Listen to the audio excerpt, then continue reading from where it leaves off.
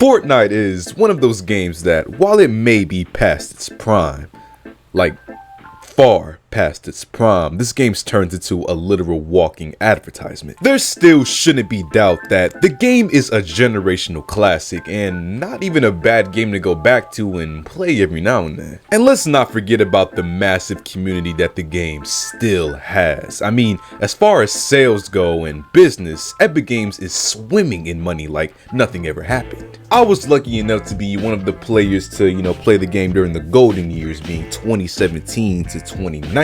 And at the time, I loved everything about this game. The rush you got from being one of the last few people in the battle royale mode, the feeling of having cool skins to show off to your friends, hell, the late night playing this game with my friends, the cool fan oh, whoa, how did that get in there? All of this amazing modern game experience for the price of nothing. The game is absolutely free if you choose not to buy any skins, and it's given many people priceless memories that'll last forever. So for that, Fortnite for sure deserves its flowers and praise, especially for the new generation of gamers that are just now getting into this title. However, with the new update that just recently rolled out, new players or even longtime players may not have the chance to continue the experience, as Fortnite is no longer supported on certain platforms. But you can support me with my Patreon. If you want to support the channel, gain access to exclusive videos that'll never go to YouTube, or be able to watch my channel videos earlier than when I usually upload them, feel free to check the link in the description below and become a Patreon member today.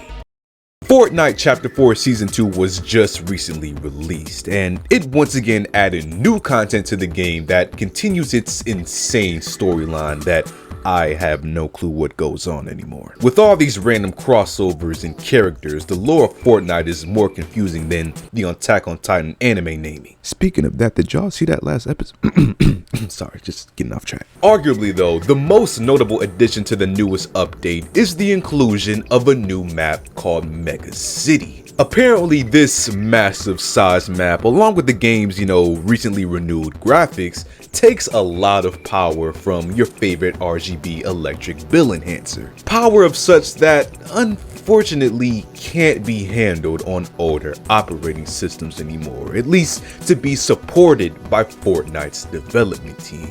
So Epic Games announced that this update and all future Fortnite updates are no longer supported on Windows 7 and on Windows 8. Both exceptionally old operating systems, but still not that rare to find out in the wild. Especially Windows 7, as this OS is regarded by some as the best that Microsoft has ever put out next to XP, but due to its age, in recent years many software and games have started to phase the system out of official support. And I'm not going to acknowledge Windows 8 because it's Windows 8. But I'm sure there's people that find themselves using this OS too that are upset about this change as well. Now, all hope isn't lost for the people that play on Windows 7 and the 3 people that play on Windows 8, because there's still a notable option you have at your disposal. Both platforms still support game streaming via the internet with NVIDIA's GeForce Now application. This subscription-based service gives you access to not only Fortnite, but an abundance of AAA titles that you can stream on your favorite device, regardless of whether your PC can run the game or not. And the one thing that it requires is a good internet connection.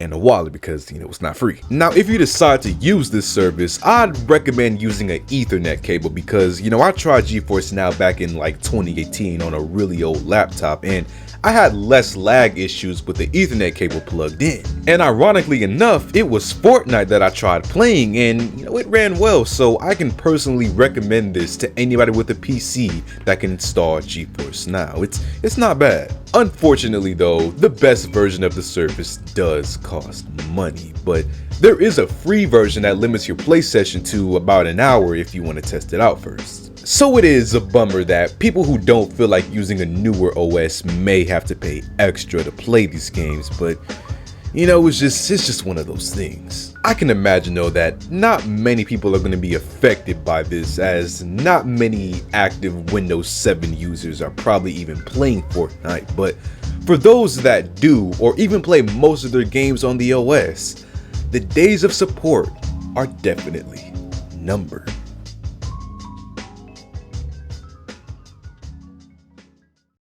So what do you guys think about this new change, man? Feel free to leave a comment down below. And as always, if you like on the video, subscribe, and I'll see y'all.